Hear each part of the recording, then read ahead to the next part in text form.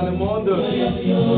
C'est encore votre humble serviteur Dominique Kachabaga avec mon programme Dominique Topics. Aujourd'hui, je suis venu vous parler sur un problème très important dans notre communauté congolaise et surtout notre communauté africaine en général. C'est un sujet qui m'a été proposé par trop des amis du partout dans le monde, dans mon inbox. Dominique, il faut toucher sur ce sujet, sur l'unité entre nous d'abord africains et entre nous congolais en particulier. Il s'agit d'un sujet qui concerne comment soutenir le business, de nos frères et sœurs africains d'ici en Occident pour que leur business aussi puisse évoluer comme nous voyons d'autres communautés. Un Pakistanais, s'il ouvre son petit shop dans un coin, juste dans une année, le shop se multiplie, il commence à employer 20 personnes, 25 personnes, un petit takeaway, un petit kebab shop dans le coin, dans 6 mois, il commence à employer ses frères. Et on se demande, mais comment les Pakistanais évoluent comme ça? Comment les Asiatiques font mieux?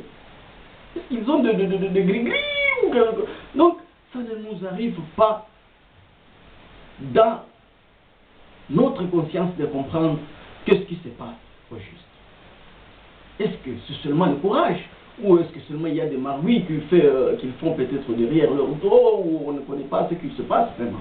Qu'est-ce qui se passe pour moi que les Asiatiques évoluent plus fast, plus vite que le business noir? Après avoir parlé aux amis dans la communauté, après nous avoir assis et dialogué sur ces problèmes, nous avons conclu que nous avons un problème en tant qu'Africains. Et nous avons un problème en tant que Congolais en particulier. Vous savez, la première raison qui fait que le business d'un Congolais n'évolue pas ici en Occident, c'est qu'il n'y a pas même l'unité entre eux. Manque d'unité. Lack of unity in the black community. That's the main reason why our business are not successful here in Europe, in the West in general. Un Congolais, mes chers frères de l'extérieur, un Congolais préfère aller dépenser son argent dans un shop de l'Indien, dans un shop d'un Pakistanais, d'un Polonais, au lieu d'aller acheter les aliments, les histoires dans un shop d'un frère congolais. Nous sommes des exemples que nous voyons ici en face sans même nous cacher les gens. Je peux vous donner un exemple ici à Manchester où nous habitons. Il y a un shop, je peux prendre un shop pêle-mêle, le shop d'un frère que vous savez, Golf Mbala. Golf Mbala, d'ailleurs que j'ai sali beaucoup Golf Mbala dans le couloir royal. Golf Mbala, il a un petit shop qu'il a ouvert. Il y a tout là-bas les aliments congolais. Le food, tout ce que vous croyez comme aliments congolais, ça y est là-bas dans le shop. Mais je vous assure, nous-mêmes Congolais, nous passons la porte de notre frère congolais pour aller dépenser notre argent dans le next shop. Le shop qui suit sa porte. Pourtant, c'est le shop d'un Indien. C'est un shop d'un Asiatique. C'est un shop d'un Polonais. Donc, nous dépensons notre argent dans le business des étrangers. Nous dépensons notre argent dans le business des gens qui n'ont rien à voir avec notre pays, qui n'ont rien à voir avec notre communauté. Et nous laissons notre frère en train de nous regarder. C'est ça le problème. On est fiers d'aller dépenser des centaines de dollars dans des shops de blancs, dans des shops des Indiens, que vous savez qu'il y a un Congolais qui a un shop, il vend aussi ce que je cherche. Ce que je cherche en ce moment, je sais que ça se trouve dans le shop de ce type.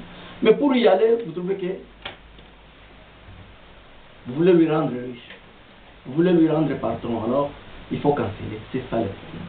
Nous devons apprendre à nous aimer. Comment nous allons dire que nous aimons le Congo? Comment nous allons dire que nous aimons notre pays au moment où nous échouons de nous aimer nous-mêmes? Entre nous, face à face, nous échouons de nous aimer. Ce n'est pas la première fois que je vais taper sur la table sur ça. Amour entre nous. C'est incroyable. Les Indiens, ils ouvrent les shops dans leur communauté parce qu'ils savent que quand un Indien, quand un Asiatique apprend qu'il y a un shop de leurs frères dans le quartier, c'est fini avec les shops de blancs. Les Tesco ici, les Morrison, ils ne vont plus là-bas. Ils commencent à venir acheter ce qu'ils veulent dans le shop de leurs frères. C'est pourquoi vous trouvez dans une année, un Indien est venu pieds nus ici en Angleterre. Dans 2 ans, il commence à conduire des BMW, de nouvelles classes. Il commence à donner des Mercedes 2011. Vous vous demandez, mais ces gens, ils vendent des drogues? Non. Non. Peut-être oui, il y a des magouilles dans chaque communauté. Mais je vous assure, ces gens sont unis. Ces gens sont unis, les Asiatiques sont unis. Et vous le savez. Ils se regroupent en groupe. Un Asiatique ne peut pas manger seul. Il ne peut pas manger seul là où il trouve qu'il y a un tuyau. Il faut appeler les frères. C'est comme ça qu'ils évoluent. Mais nous, les Africains, surtout les Congolais, nous sommes divisés comme des partis. Vous ouvrez un petit business, un petit restaurant, croyant que, ok, ça va unir la communauté, ça devient la source de division. Ça devient une source de division, mes chers frères. C'est regrettable. Ça devient le lieu où les combats commencent à se faire. Ça devient un lieu où les rivales commencent à se rencontrer.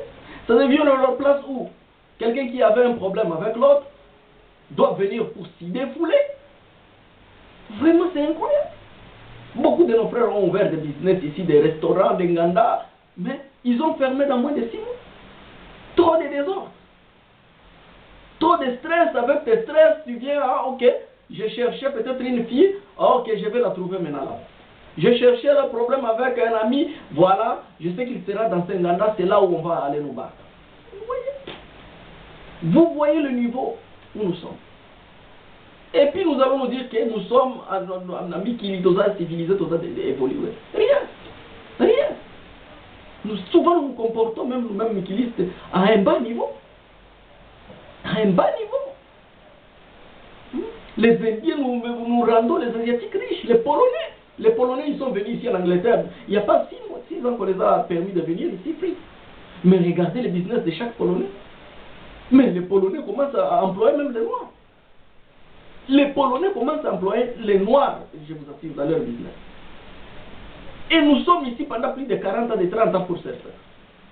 Nous sommes seulement comme ça, bravo. Pourquoi? Manque d'unité. Un Congolais est fier et content de voir que le business de l'autre a échoué.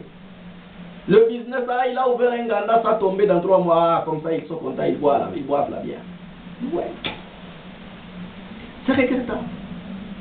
C'est regrettable, c'est ça le problème. Donc, le premier problème, nous devons être unis et comprendre que si nous dépensons notre argent dans le business de notre frère, c'est à lui aussi d'investir quelque part dans la communauté. Soit il peut construire quelque chose au pays, soit même ses enfants ici peuvent aller dans une bonne école.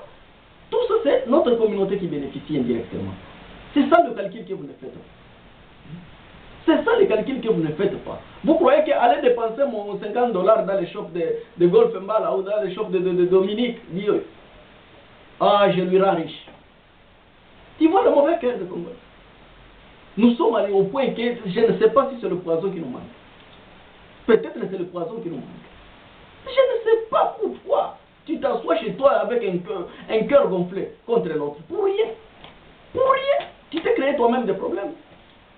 Si aujourd'hui tu te demandes toi-même dans ta chaîne, où tes problèmes sont venus? Tu les as créés toi-même. Tu deviens ennemi de toi-même. Et donc nous supportons nos business.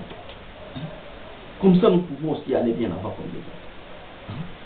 Nous ne pouvons pas seulement rester assis et voir comment les autres, un Pakistanais ouvert sur takeaway, in 2 years, il commence à employer même 20 personnes dans les kebab shops. Vous le voyez dans les couloirs ici. Allez à Chitamil. Quand tous ces shops à vitamines, il n'y a pas même 4 ans. Mais aujourd'hui, ces gens commencent à donner même leurs frères des boulots. Et nous, Noirs, on est là, nous ne venons maintenant là pour le faire enrichir de plus, pour dépenser notre argent là chez eux. Mais quand un Congolais ouvre un takeaway, vous n'y allez même pas. Un Congolais ouvre même un petit salon de coiffure. Vous ne voulez pas aller vous coiffer là-bas. Vous ne voulez pas aller vous coiffer chez votre frère.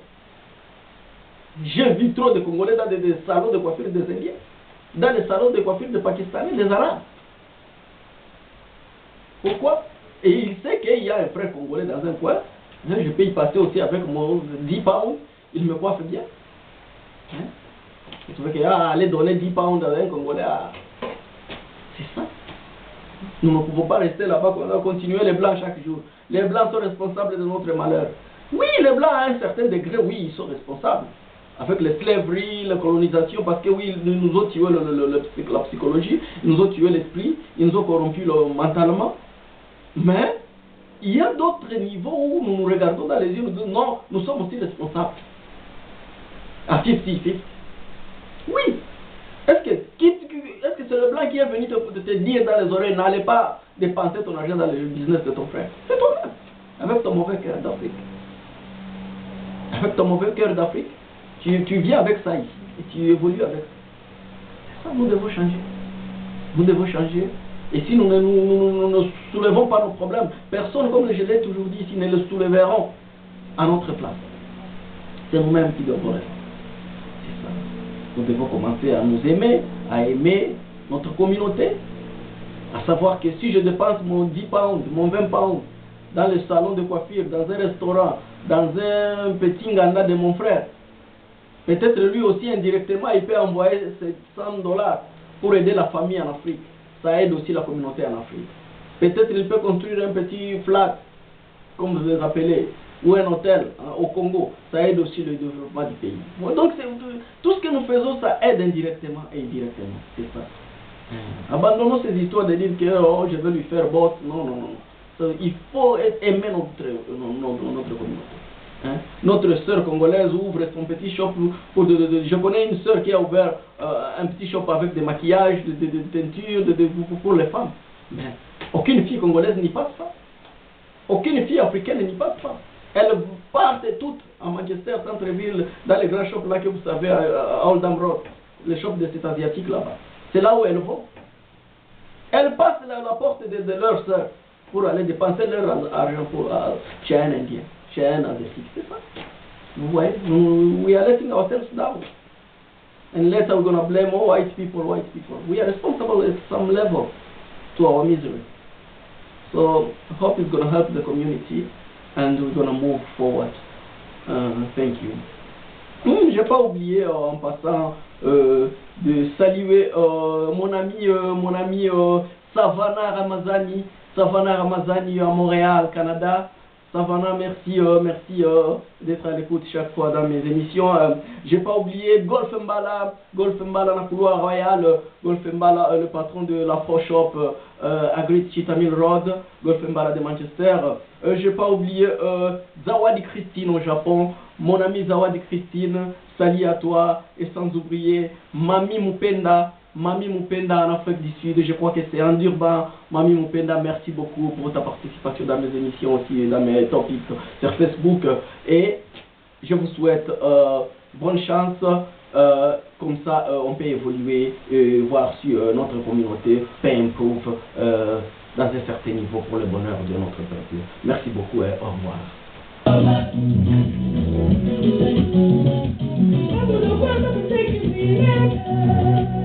Humanity.